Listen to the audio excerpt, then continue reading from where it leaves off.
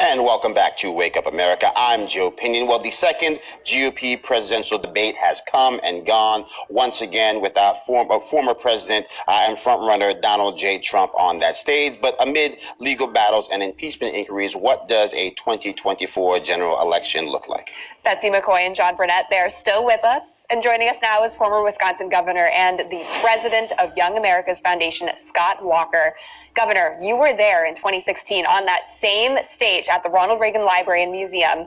You say a week later you got out because it was clear that the Trump train had left the station. The rest of the 2024 GOP field may soon have to make that same decision. Now, do you see any world where a Trump supporter changes their vote? So far, I haven't. I mean, that's been the big surprise in my mind, is that you've had a debate a month ago here in Wisconsin. You had it the other night at the Reagan Library. In neither case did they make a convincing case to the people who are firmly behind Donald Trump. And that suggests to me that unless they start doing that between now and the next debate, they're just wasting not only their time, they're wasting our time all across America. Donald Trump has a much more convincing lead than he did 8 years ago when I stood on that stage with him. And unless they can turn the tide, I think you start to see candidates dropping out even within the next month. Governor, when you really break down the stakes here, it's much beyond what happens on that stage. It's really about how do you put the brakes on Bidenomics? How do you make sure that America is not subject to another 4 years of Joe Biden in the White House? And in many ways, the unspoken danger here is the amount of money that's being spent by Republicans in this primary. We're projected to spend over $1 billion on this primary alone. You're looking at the rate of spending nearly 4 times the rate in 2000, even after you adjust it for inflation. So as somebody who has run for president, who understands that you need to have gas left in that tank coming down the stretch, talk to us a little bit about the danger of the overspend on the front half of this journey. Well, anytime there's a primary, no matter what the race is, obviously that's money that could otherwise be spent in the general election.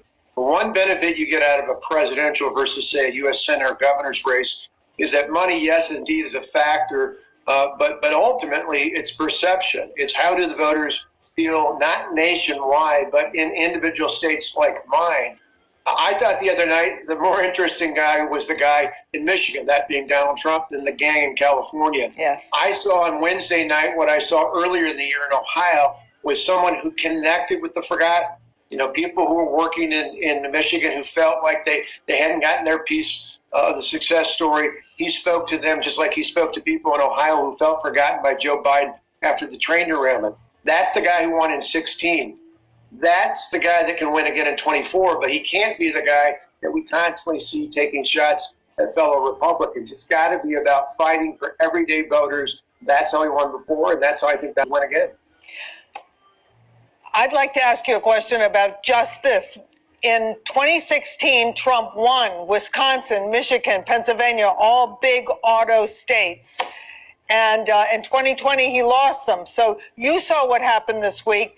Give us your take on whether the rank and file are going to fall in behind Donald Trump again instead of going with the party bosses at the UAW.